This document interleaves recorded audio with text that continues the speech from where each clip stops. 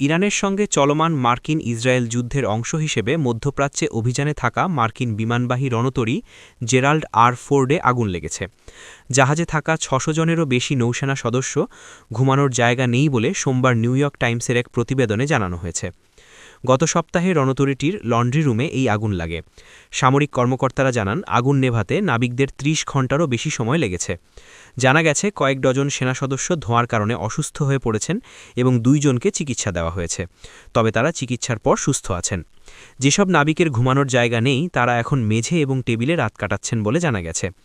আগুন জাহাজের প্রধান লন্ড্রি রুম থেকে শুরু হয়েছে, ফলে নাবিকরা তাদের কাপড় ধোয়ার কোনো সুযোগ পাচ্ছেন না। গত বছরের ২৪ অক্টোবর প্রতিরক্ষা সচিব পিট হেগসেথ বিমানবাহী রণতরীটিকে তার ৪৫০০ নাবিক ও যুদ্ধবিমানের পাইলট সহ ভূমধ্যসাগর থেকে ক্যারিবিয়ানে যাওয়ার নির্দেশ দেন।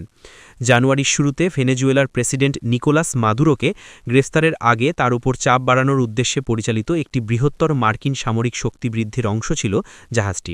পরবর্তী সময়ে জাহাজটি ইরানের বিরুদ্ধে মার্কিন ইসরায়েলি যুদ্ধের জন্য মধ্যপ্রাচ্যের উদ্দেশ্যে যাত্রা করে। এখন তৃতীয় সপ্তাহ চলছে। সব মিলিয়ে জাহাজ মোতায়েনের ১০ম মাসে প্রবেশ করছে এবং যদি রণতরীটি এপ্রিলের মাঝামাঝি পর্যন্ত সমুদ্রে থাকে তবে এটি ভিয়েতনাম যুদ্ধ পরবর্তী দীর্ঘতম রণতরী মোতায়েনের রেকর্ড ভেঙে দেবে। যেহেতু নাবিক দলকে জানানো হয়েছে তাদের সম্ভবত মে মাস পর্যন্ত সেখানে থাকতে হবে, তাই তারা সম্ভবত ২০২০ সালে ইউএসএস আব্রাহাম লিঙ্কনের নাবিক দলের গড়া সমুদ্রে কাটানো ২৯৪ দিনের রেকর্ডটি ছাড়িয়ে যাবে।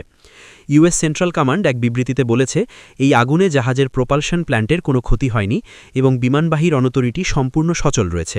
কিন্তু নাবিকরা জানিয়েছেন, জাহাজে থাকা ৬৫০টি টয়লেটের প্লাম্বিং ব্যবস্থা প্রায়ই বিকল হয়ে যায়। বাইডেন প্রশাসনের পেন্টাগনের প্রেস সেক্রেটারি ও অবসরপ্রাপ্ত নৌ কর্মকর্তা rear admiral John F Kirby টাইমসকে বলেন, জাহাজগুলোও দীর্ঘ সময় ধরে মোতায়েন থাকার ফলে সেগুলো ক্ষতিগ্রস্ত হয়। এতে দীর্ঘ সময় ধরে এবং এত কঠিন সময় পর জাহাজের ও নাবিকদের কাছ থেকে সর্বোচ্চ সক্ষমতা আশা করা যায় না। নৌ কর্মকর্তাদের মতে, আগুনের কারণে সৃষ্ট প্রতিবন্ধকতা সত্ত্বেও বিমানবাহী রণতরীটি দিনরাত ফ্লাইট কার্যক্রম পরিচালনা করছে।